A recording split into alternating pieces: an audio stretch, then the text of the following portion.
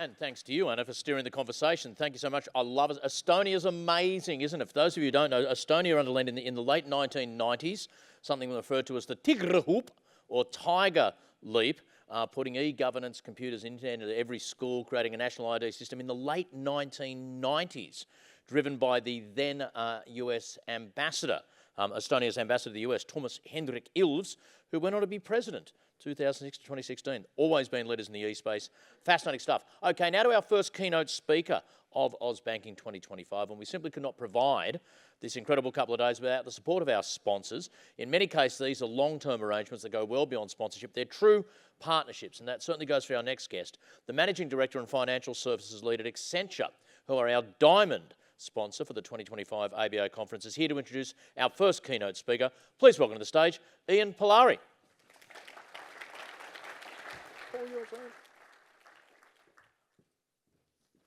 Well, good morning, everyone. Great to be with you once again. And I want to start by just acknowledging, on behalf of all the members, as banking members and a new class of membership introduced by Anna a few years ago called associate members, of which Accenture is one, and there's many in the audience today. But on behalf of all of us, though, Anna, I want to acknowledge and sincerely thank you. As you've heard already, Anna is retiring next month and has been instrumental in shaping the banking industry over the best part of the last decade. It's been great working with you. You bring a great balance of humour and energy into discourse on many fronts. Your ability to capture the essence of regulatory change and be able to engage government, but equally households and businesses, I think is a really important quality that you've displayed over the years. So on behalf of all of us here today, Anna, thank you for your vision, dedication and outstanding service. I hope you've got immediate plans to get to Italy for some downtime. I'm sure you will. And we welcome Simon to his role shortly. So thanks.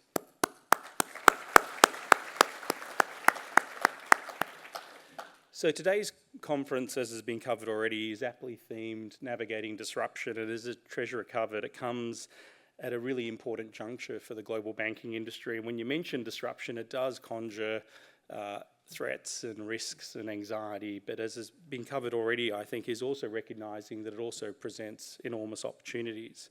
Some of those are old, some of those are new, and today's no different.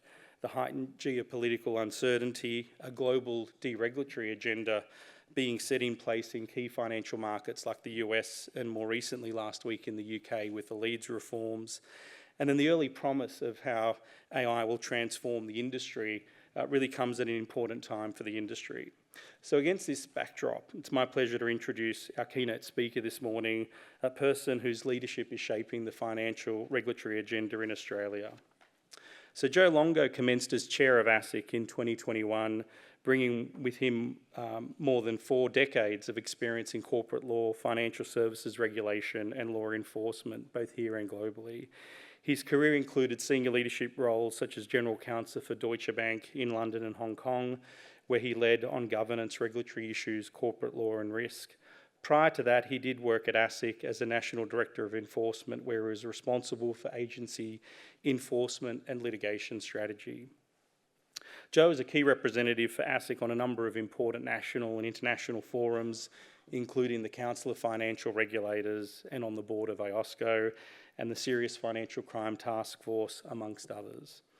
So today, Joe joins us to explore a topic that's rapidly reshaping our industry, that of AI and how it's transforming banking. In his address, he'll reflect on the interplay between innovation, trust, and the importance of keeping customers at the centre of the equation. Please join me in welcoming Joe to the stage.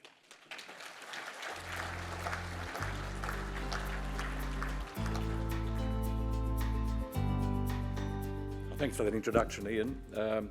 Before I start my formal remarks, I'd like to begin by acknowledging the traditional owners here, the Gadigal people of the Eora Nation, the ongoing connection to and custodianship of the lands on which we meet today, and to pay my respects to elders past and present. And I extend that respect to Aboriginal and Torres Strait Island persons present. Of course, the other major acknowledgement is, Anna, you're going to have to be putting up with this for the next 2 days. One of the first things I said to Anna this morning is she looks far too happy. And I think one of the reasons for that is she's going to Italy. And I really commend her on her choice of destination. my personal experience has been that's been a really good choice, Anna.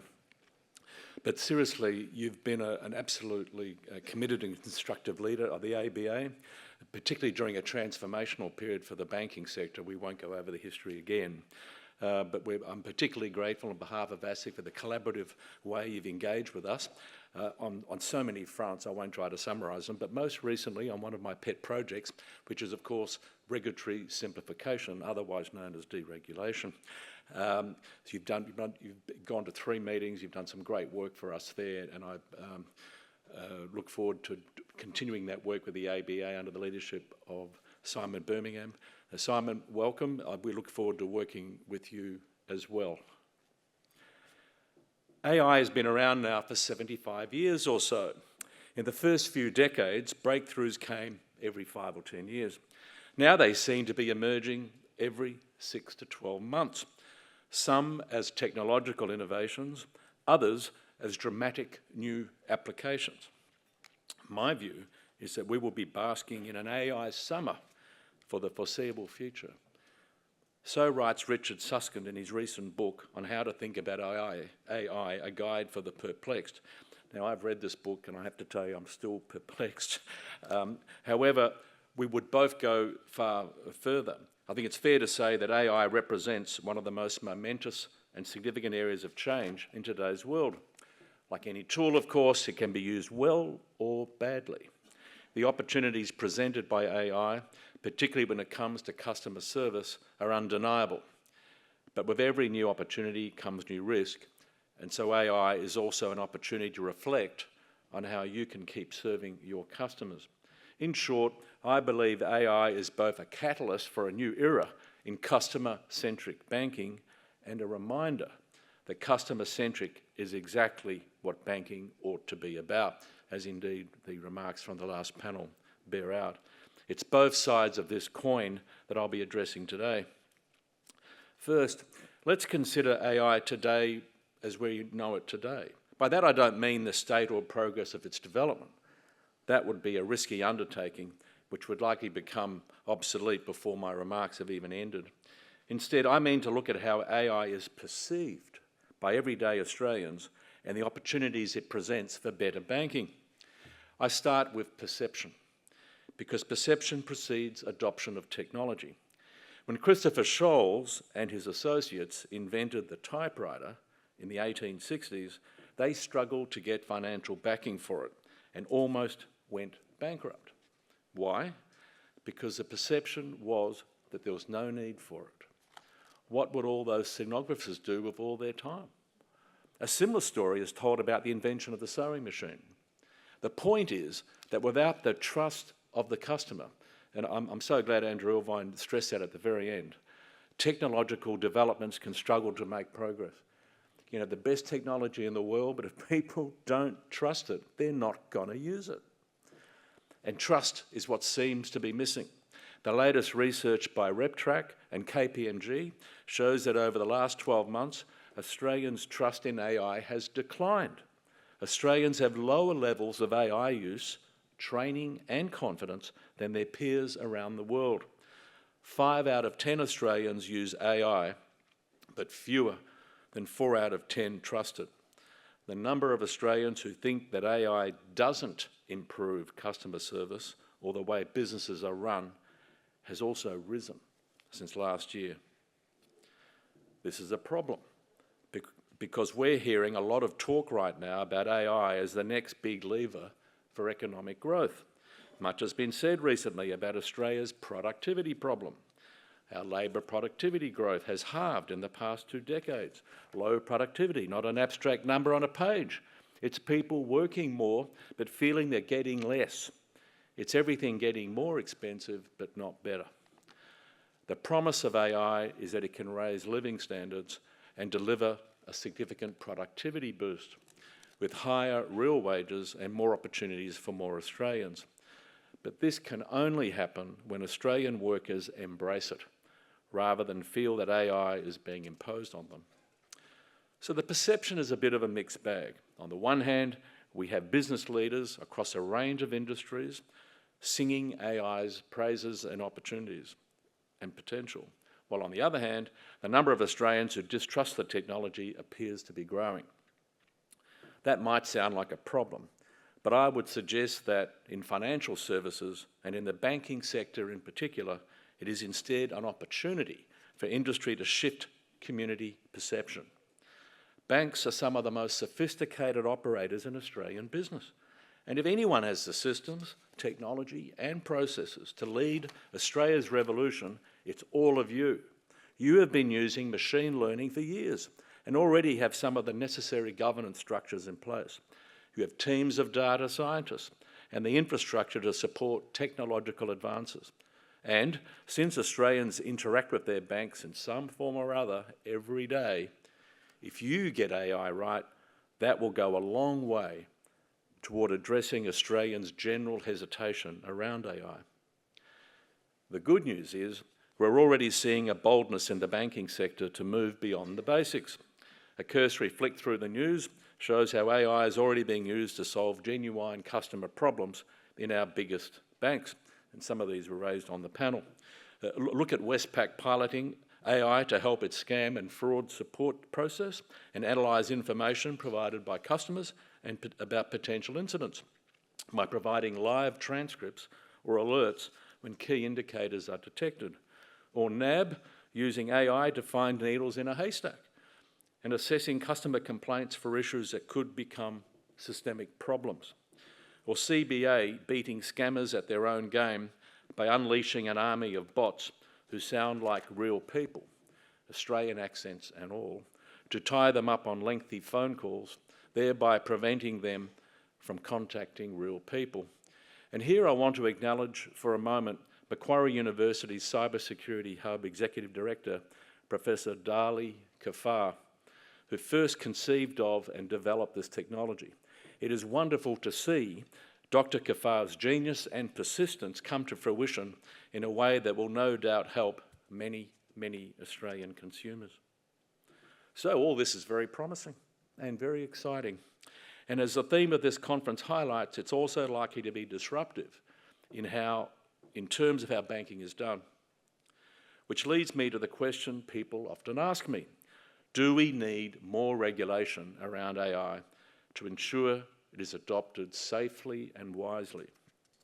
My position, and ASIC's, is that we should not rush into more AI regulation. First, because our existing laws are technology neutral. In essence, some guardrails, not every guardrail we're going to need, but some guardrails already exist, and ASIC will enforce them as they stand. For an important example is the obligations of directors under the Corporations Act, which apply very broadly. And as companies increasingly deploy AI, that use of AI is one of a range of issues that directors must pay attention to as part of their existing duties. Second, the reality is, and I've said this publicly before, the more specific and narrowly targeted regulation becomes, the more complex it becomes. It gets harder to understand, harder to comply with, and harder for regulators to enforce. This becomes a burden borne by everyone: legislators, policymakers, businesses big and small, consumers and investors. It's played out across the economy in lost time and opportunity. Another theme picked up on the earlier panel. The mosaic of complexity also impacts what matters to consumers, including how we combat scams, predatory lending, unfair contracts, and it becomes a handbrake on innovation when you've got to spend more on compliance lawyers than coders. We love coders. So while we're not rushing to new regulation, that's not to say that new regulation won't be needed. To borrow again from Richard Susskind, one clear practical issue is that we simply cannot roll out our entire policy-making apparatus every time there is a major new advance in AI. As the new developments come at us at an ever-increasing pace, we will have neither the time nor the capacity. That's the challenge. We have yet to create the regulatory architecture, the regulatory language, the strategy that will enable us to regulate confidently and in real time a group of technologies that's evolving as rapidly as we're seeing. In the meantime, regulators will need to be bolder and more imaginative about how we use our existing powers. You can count on ASIC on that. You can count on ASIC on that. In other words, we've got to kick the tyres a bit and see just how far our existing technology-neutral framework will work and flex. It's already apparent that AI could present some challenges for regulators in data and information gathering that could, in theory, stretch and test our ability to identify and assess systemic harms. These are bridges we are yet to cross, but they are certainly looming. Ultimately, we don't want regulation to have a chilling effect on AI innovation and the potential benefits that would have for all of us. So, while we are grappling with the question of what new regulation might need to look like, you might ask, will we get into trouble in the meantime? Well, it's a legitimate concern. Given that ASIC's review last year of 23 AFS and credit licensees that were using or planning to use AI found a number of gaps in how they assessed risks to consumers from AI. For some licensees, their governance arrangements lagged well behind their AI use. ASIC is continuing to monitor how entities are using AI, and we will take enforcement action where appropriate, where we see misconduct occurring. So yes, you will get into trouble when technology is not used responsibly, which then leads us to the question, what's the benchmark for good AI innovation? And I think the answer is pretty clear. Good AI innovation keeps the customer front and centre.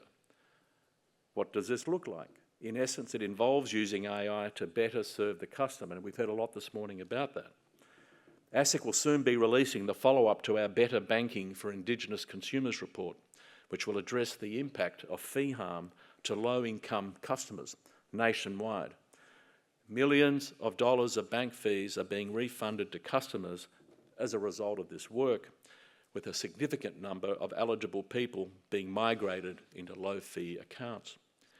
It would be a true win for customer-centric banking if your algorithm prompted you to serve your customers better before an ASIC report did. If it had, maybe people like Cassie, not her real name, a single mother from South Australia, would not have been charged more than $2,600 in overdraw fees over 5 years. To put that into perspective, that's equivalent to 13 and a half 8-hour days at the minimum wage. Or Charlotte, again not her real name, a job seeker from Western Australia, might not have accrued over $4,000 in dishonour fees over the same period. Look, it's great that these refunds are being made and that the systemic issues identified in our Better Banking report are being addressed. But isn't it disappointing that people like Cassie and Charlotte had to wait for that report to see a positive change in their lives? So, my question to everyone in this room is this: what are you doing to ensure people like Cassie and Charlotte are better protected and supported in the future? Is AI going to be part of the answer? To put it bluntly, cutting-edge technology can't leave your customers bleeding. We've already seen that customer trust in AI and its potential to improve customer service is eroding. If banks get this wrong, we're likely to see a significant setback in AI legitimacy and trust. Talking up the benefits of AI must be accompanied by showing customers how it makes their lives better. And more than that, AI innovation has to actually make your customers' lives better and not just be a marketing or data gathering tool. And that requires careful attention to ethics when introducing these systems to ensure customers actually benefit over the long term. Many of the innovations I've mentioned are good examples of AI systems for consumer benefit. We all have a duty to harness the technological advances we are seeing and use them for the benefit of the community and customers as a whole. So in conclusion, AI is an opportunity to reinforce your focus on customer-centric banking. If done well, AI adoption and digital transformation can be a blueprint for better banking. ASIC won't hold back customer-centric AI innovation. But don't be complacent and don't forget, The customer must be at the centre of everything that you do, and ASIC will be watching. Thank you.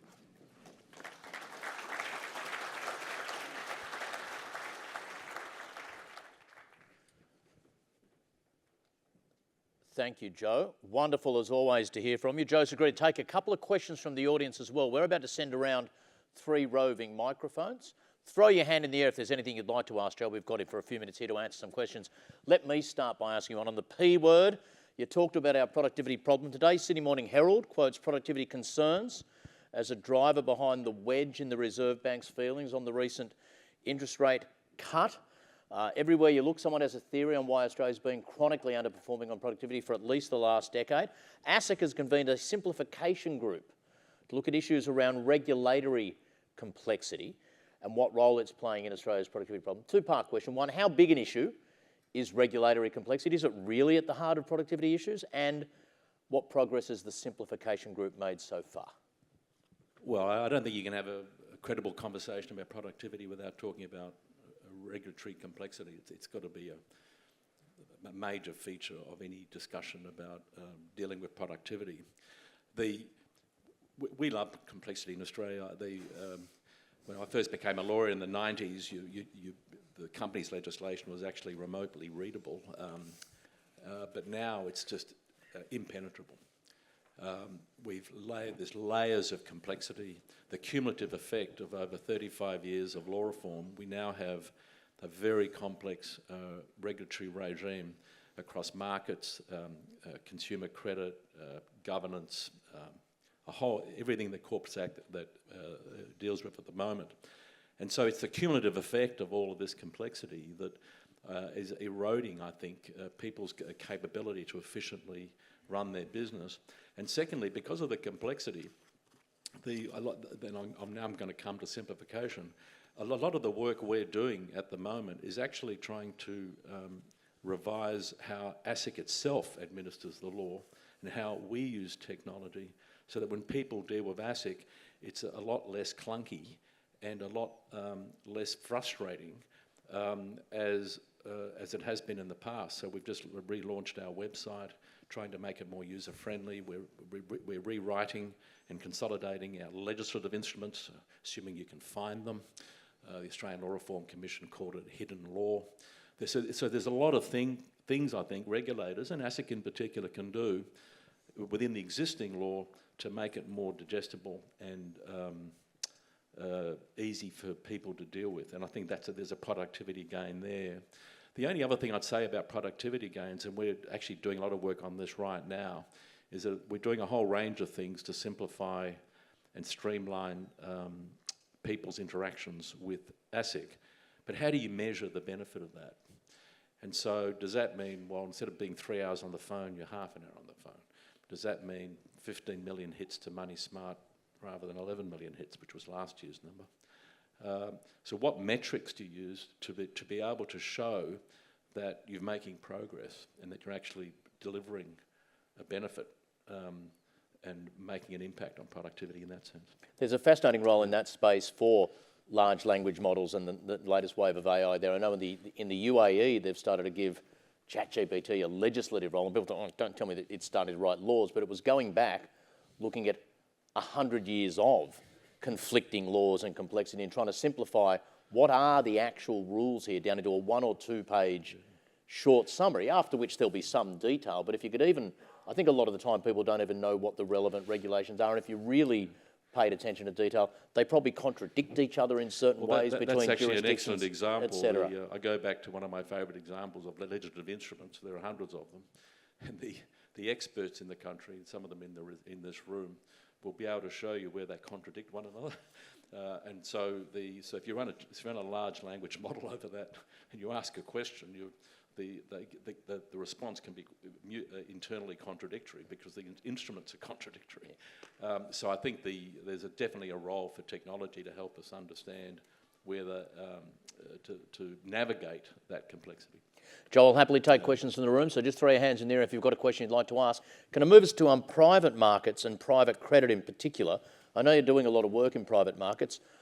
Shane Elliott, former ANZ CEO, recently warned of the rise of private credit and other non-bank lenders and said there's a risk of running a shadow or auxiliary credit system.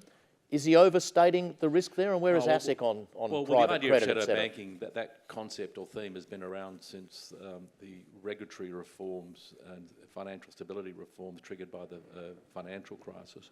And the idea is that the people's banking needs are migrating to a non-regulated sector because the traditional banking sector has been regulated to a point that they can't meet all of the needs. So I think where ASIC approaches this is that we think that private credit done well is a benefit for the economy. The critical question is, are we doing it well? Yeah, are we managing conflicts of interest? Are we dealing with valuations, asymmetry of information? What's our thinking around contagion risk? In Australia, this is really a very significant theme in our work, is we don't have as much data and transparency as we would like. So when people use the word shadow banking, what they're really talking about is it's opaque. What's really going on here? And so we've already called this out to some extent in our discussion paper, but as we release more of our work, we will be calling for better regimes around data and transparency. That will lead to confidence that what's happening in the private markets is additive to our economy and is something that we shouldn't be fear. So I think that's a big issue for us. Private credit in Australia is still a relatively small part of the picture. The Reserve Bank last year didn't see it as a financially systemic or stability issue, but it's growing very rapidly, and depending on what numbers, over 220, 250 billion Aussie a year are in that sector, and it's growing very rapidly. But we will be publishing some research that we've commissioned on what's going on in private credit, together with some views that we'll be testing with the market and the community about where do we go from here to have a sustainable private credit market. With the new administration in the United States, there's been a big focus on simplification, but it's been quite, and some people would say, a pretty aggressive, almost scorched earth policy in some ways. I've read a lot about removal of oversight in the research has been scaled back, USAID, etc. Has equivalent happened in financial oversight in the United States? Is there any concern that there's a United States at the moment that might be a little less observed and scrutinised in terms of the important regulations we have to have around the world's largest economy? Well, it's certainly the case under President Trump that the SEC under Commissioner Atkins has pivoted away from, for example, climate risk disclosure. The approach to crypto is obviously dramatically changed. Are all examples, approaches to FCPA enforcement. So I think and indeed approach to AI regulation as well. That's the approach that we're very interested in what's going on in the US. Just recently with the so-called Genius Act around crypto, a lot of that legislation speaks to what the US legal framework is. The framework in Australia around crypto is very different. We have a very different regulatory regime and a different pension system. But we're interested in what's going on in the US. I met with Commissioner Atkins shortly after he was appointed. We have a very close institutional working relationship with the SEC, so interested to see what they do. We have a question just down here to my left. Fire away. Just wanted to go back to your comments around trust and AI. And a lot of people's experience currently with AI is more focused on, for example, trying to ring a restaurant and having a chatbot screw up their name when they make the booking, or similar experiences like that. Is there a role here for everybody in this room to change the story and tell the story of the benefits of AI? Well, I think the telling the story around the benefits of AI is actually pretty good, pretty straightforward. But it's the old story of over-promising and under-delivering.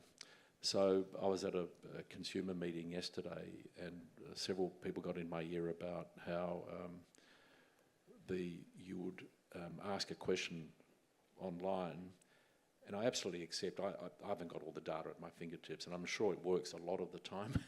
But there are too often, and I'm getting this from industry representatives, a consumer will ask a question of the bot, of the online chat, and get a question back, oh, did you mean this or did you mean that? And you go back and forth trying to get the bot to understand what your problem is.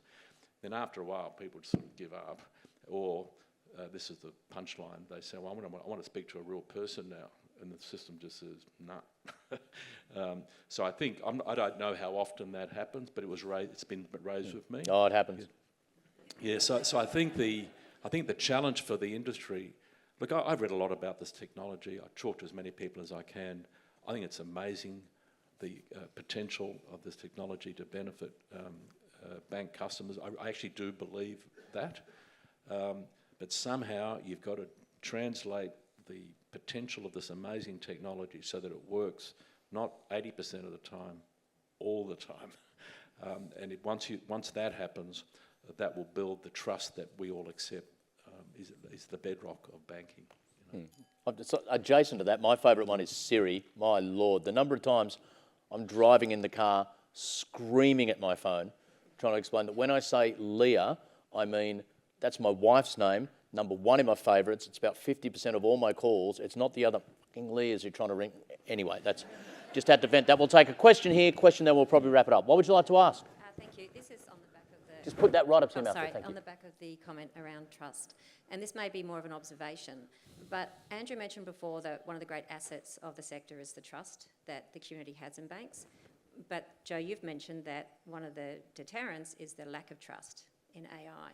So obviously regulation is going to play a really important role in terms of adopting AI into the banking and finance sector. And there's a very real risk that if it's not done right, the deficit in trust in AI will just be moved over to a deficit in trust in banks.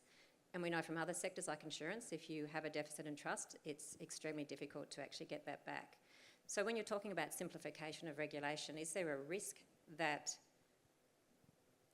people will use that in the wrong way? And as you said, like, it shouldn't be for marketing and for data, AI adoption, and potentially actually have a negative impact on that great asset that the banks have with trust in the community. The T word, trust. But there's nothing new in this problem, though. I mean, we've been adapting technology as a society for many, many years. And Susskind makes his point quite strongly, and so have many others, and that is we shouldn't overstate the risks around AI adoption. That the potential benefits for our society are huge. I mean, we're talking about banking today, but there's just so many other areas. For example, the obvious one is medicine, and in solving problems that we previously didn't even know existed, but with this technology we were able to identify the problem and potential solutions. So I don't think there's a sort of an easy answer to this. I think the way I'd like to think about it is that I think there will need to be something called more regulation, but what that looks like it remains to be seen. We probably have to invent some language around it and some new regulatory architecture, and also, and the thing that really I'm very interested in but I know nothing about, is the rapidity of the technology changes. I mean, one day I get up in the morning, I'm trying to understand generative AI, and then someone starts telling me about agentic AI, and then there's super intelligence, and then where do supercomputers fit in with that? And so I think as a society and a community, we really have to figure out, well, what's our strategy for technology in general and data in general. And now in the humble world of ASIC, I think there are many opportunities for us to administer the law more efficiently and more effectively. I think there are some good examples in our Corps Act that I would simply repeal or start again. There are other aspects where we got the registries back several years ago, I think just last year, and we've underinvested. The country's underinvested in that critical infrastructure, so we need to modernise the registries. So we have over 3.5 million companies in this country. There are licensees, there are business names. We need to make it easy for people to do business so that when they contact ASIC, it's quick and easy. So I think that's low-hanging fruit, frankly. The bigger issues, I think that's a matter for the country's leadership and our civic leaders to come together and say, look, you know, we've got to have a consensus around what we really want to achieve. Well, what are the outcomes? And that's the last point Susskind makes in his book, that what do we want out of all this? What's the outcome?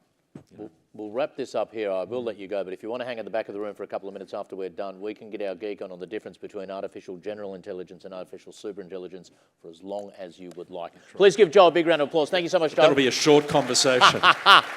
Always generous with his time and always fascinating to hear